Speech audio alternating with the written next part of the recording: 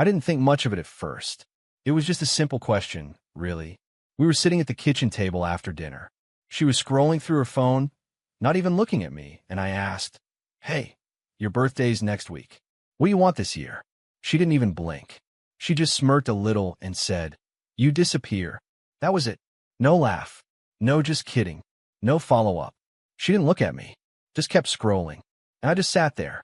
I remember everything about that moment. The exact position of her wine glass, the sound of the dishwasher humming in the background, the half-smile on her lips like she'd rehearsed that line. It wasn't a joke. It was a message. And I heard it loud and clear. That's the moment it clicked for me. Not the way some people describe an explosion or a breakdown. No, it was quiet. Still, more like the lights coming on in a room that had been dim for years. I saw everything for what it was. Finally, let me back up a little. We'd been together for 9 years. Married for 6. No kids. Both of us worked full-time. I'm in structural engineering. She worked in interior design. At first, we were partners. That's how it felt in the beginning. She respected me. I admired her. We worked hard, laughed a lot, and had goals. Real goals. But slowly, something in her shifted. It started with the sarcasm. The way she began cutting me off mid-sentence, rolling her eyes when I talked about my work. She made jokes in front of friends like, "Oh, don't ask him to pick a restaurant. He's still trying to figure out how to boil water." People laughed. I smiled, but it chipped at me. Then it was the coldness. No intimacy unless it was on her terms. Hugs became rare. Kisses were short and dry, like checking a box. She stopped saying, "I love you" first. And every time I brought it up, she'd say I was being too sensitive. That was just life. That marriage wasn't supposed to be romantic all the time. So I stopped bringing it up. You might ask why I stayed. That's fair. The truth is, I loved her. I'm not ashamed of that. I don't see love as weakness. I took my vows seriously. I believed people go through seasons, and I wasn't the type of man to give up just because things got hard. I believed in working through problems, not quitting. That's how I was raised. That's who I am. But looking back now, I realize I was the only one trying. She stopped being curious about me. She stopped asking how my day was. She started going out more with her friends, staying out late, and coming home smelling like cocktails and perfume. She'd drop her purse on the table, kick off her shoes, and go straight to bed without a word. I'd lie there, staring at the ceiling, wondering when I became invisible in my own home. And then came the birthday comment. "You disappear," for syllables, delivered casually, like ordering a drink. But it was everything. It told me exactly where I stood in her mind. I wasn't her partner. I wasn't her man. I was an inconvenience, a burden, something she didn't have the courage to leave, but wished would vanish on its own. And that's when a man in me finally stood up. I didn't say a word that night, didn't get angry, didn't ask her to explain. I finished my glass of water, cleared the dishes, and went to bed. But in my mind, I had already started packing. The thing is, I've never been the dramatic type. I don't throw plates or raise my voice. I don't believe in public displays of suffering. But I do believe in self-respect. And after everything I had given her, the support, the loyalty, the patience, I realized something that night. She didn't deserve me. Not because I'm better than her, but because she stopped seeing me. And when someone no longer sees you, no longer values your presence, no longer cares if you're happy, healthy, or even alive, then you're not in a relationship. You're just occupying space.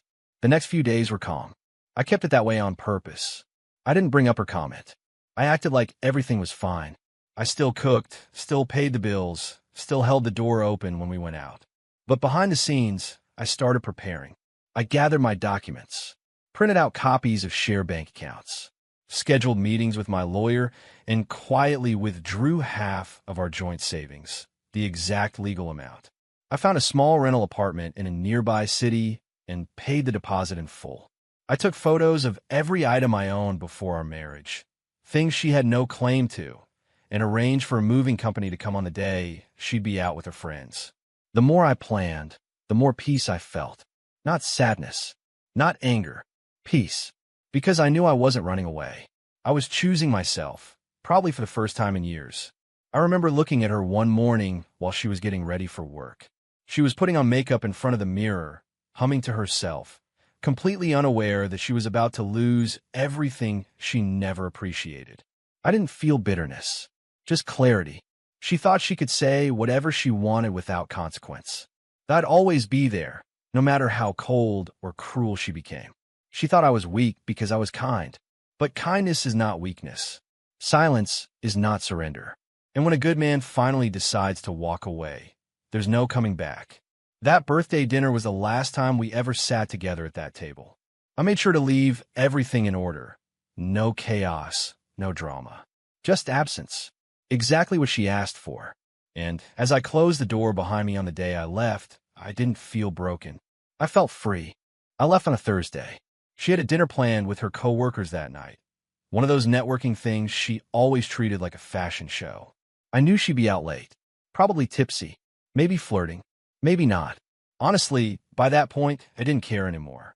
I wasn't angry. I wasn't waiting for her to change. I just wanted to be gone.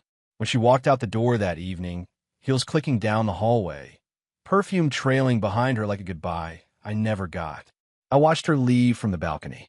Calm. No tension in my chest. Just a strange sense of relief. 10 minutes later, the movers arrived. 2 guys. Efficient. Professional. They had no idea they were helping a man disappear quietly from his own marriage. Everything I took was mine. Tools, old books, my gym gear, my guitars, the framed photos from before we met, and my laptop, which, by the way, had all the financial backups, bank logins, insurance documents, and the prenup file stored on it. Everything else, I left. The couch, the kitchen set, the TV we bought together, all of it stayed. Not because I didn't want it, but because I didn't want the weight of the fight that would follow. I was done negotiating with someone who wouldn't notice I was gone until she reached for the remote and saw the batteries were missing. I cleaned the kitchen counter before I left. That might sound strange, but it mattered to me. I didn't want to give her an excuse to spin the story later and say I left in a rage or trashed the place. I wasn't giving her that narrative. Next to the keys, I left a handwritten letter. 2 pages. It wasn't dramatic. No guilt trips. No insults. Just clarity. I wrote that I heard her birthday wish. That I respected it. That she deserved someone who made her excited to wake up in the morning. And clearly, I wasn't that man anymore. I told her I'd split the accounts fairly. That I had no interest in court, revenge, or drama. That she'd be served the divorce papers within a few days. That she could keep the condo. I didn't want it. I want a peace. And lastly, I wrote, I'm not disappearing because I hate you. I'm disappearing because I love myself enough not to stay where I'm no longer wanted. Then I left. The first 24 hours were quiet. She probably came home, saw the note, maybe panicked a little, maybe didn't. I don't know. I turned off my phone that night and left it off for 2 days. Bought a new number. Started fresh. I stayed in a small furnished apartment across town. Not luxurious, not flashy, but clean. Peaceful. Mine. I slept like a rock that first night. No tossing. No staring at the ceiling. Just silence. My heart wasn't racing. My mind wasn't spinning. For the first time in years, I had nothing to explain to anyone. And that kind of freedom, you don't realize how badly you need it until you finally taste it. But of course, the silence didn't last long. By the 3rd day, my personal email, the one she didn't have access to, started getting messages. From her sister. From mutual friends. From people I hadn't spoken to in years. What the hell happened? Why didn't you talk to her? She's devastated, man. You just walked out? That's cold. It amazed me how quickly people form opinions. People who had never called to ask how I was doing. People who never saw the months of distance, the sarcasm, the quiet humiliations at dinner tables and birthday parties. Now suddenly they had advice, critiques, guilt to offer. That's the thing about walking away quietly. People don't know what to do with it. Society expects men to explode, to yell, to cheat, to go to war for their ego. But when a man just leaves, calmly, legally, without chaos, it confuses people. It offends them. I had one of her friends message me saying, she's crying every night. She didn't mean it. You could have talked it out like an adult. And I responded politely. For 2 years, I tried to talk. For 2 years, I got sarcasm and silence. She made a wish. I granted it. She left me on read. I think what rattled people the most wasn't that I left. It's that I didn't beg before leaving. I didn't do the things they expected from a good guy. I didn't plead for therapy. I didn't ask her to change. I didn't give her an ultimatum. I just accepted the truth and walked away. And in this world, people call that cold. But let me be real with you. The real cruelty isn't in leaving. The real cruelty is staying in a home where your presence is mocked, where your efforts go unnoticed, where your love feels like an inconvenience. That's not marriage. That's captivity. And I wasn't born to live like that. I never blasted her on social media, never talked bad about her to my friends, never shared her name or details. I didn't need revenge. My absence was enough. And trust me, for someone who depends on control, who feeds on passive dominance, nothing is louder than silence. A week after I left, her lawyer reached out. Not angry, just formal. I'd already got my own lawyer involved, so the transition was smooth. No children, no shared businesses. It was mostly paperwork. I signed every form. I agreed to every legal turn that was fair.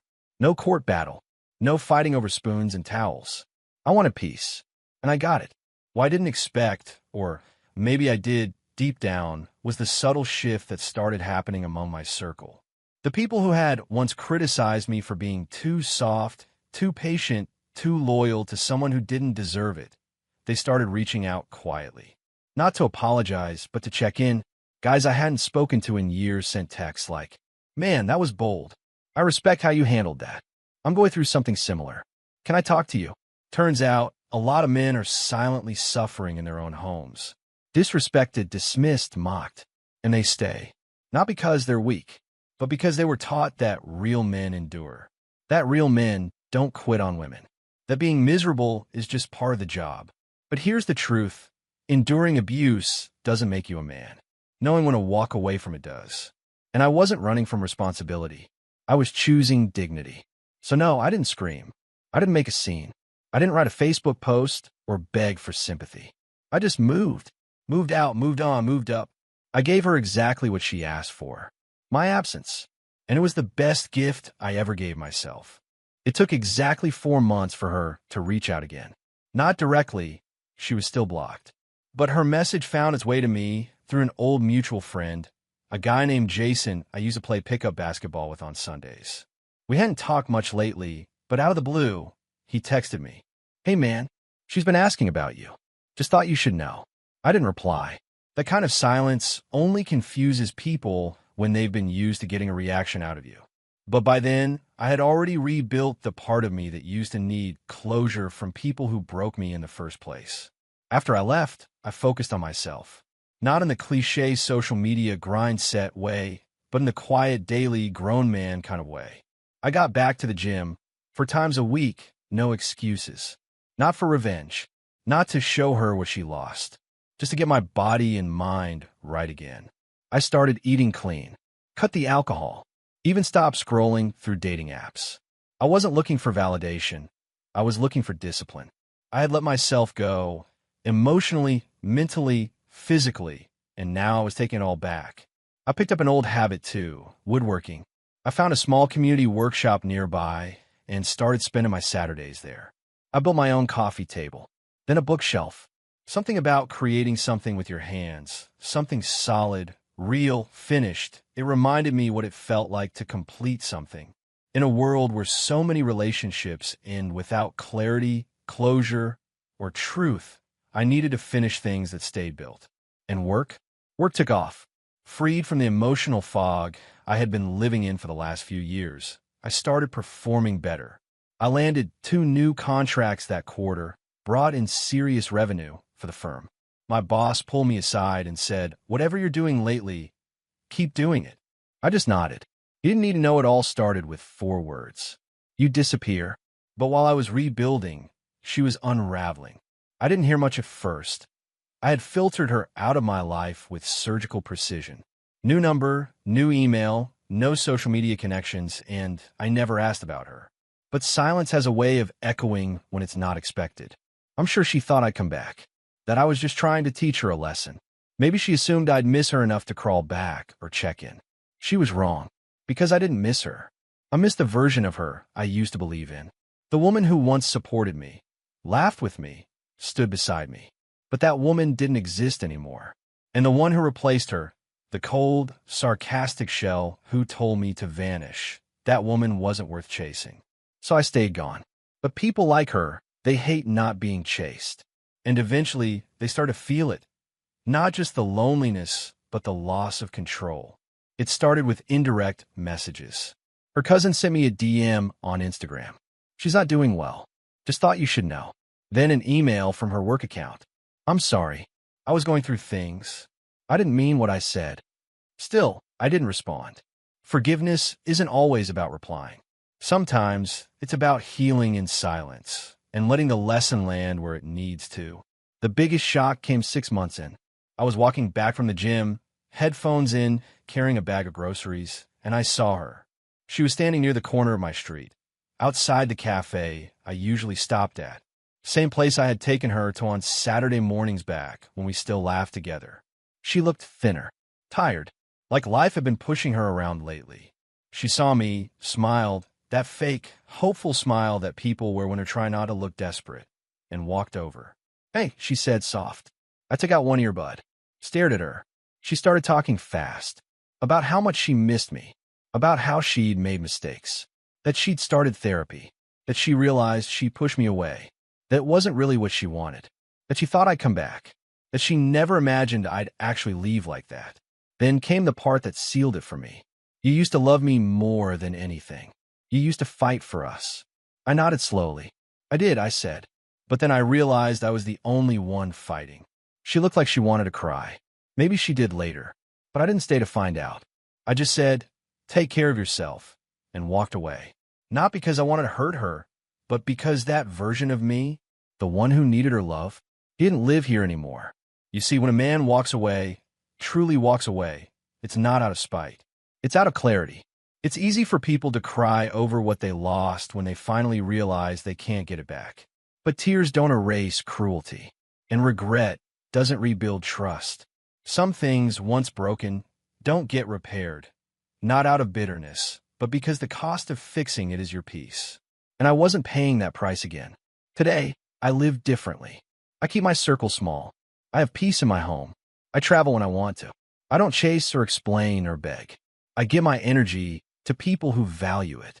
And I never ignore red flags. I'm not bitter. I'm not angry. I'm not on some revenge tour. I'm just free. And if I learned anything from that whole chapter in my life, it's this. When someone tells you to disappear, they think they're insulting you. They think they're taking power. But if you listen, if you actually go, you realize the insult wasn't about you at all. It was a confession. They never deserved your presence in the first place. And your absence? That's the closure they never expected.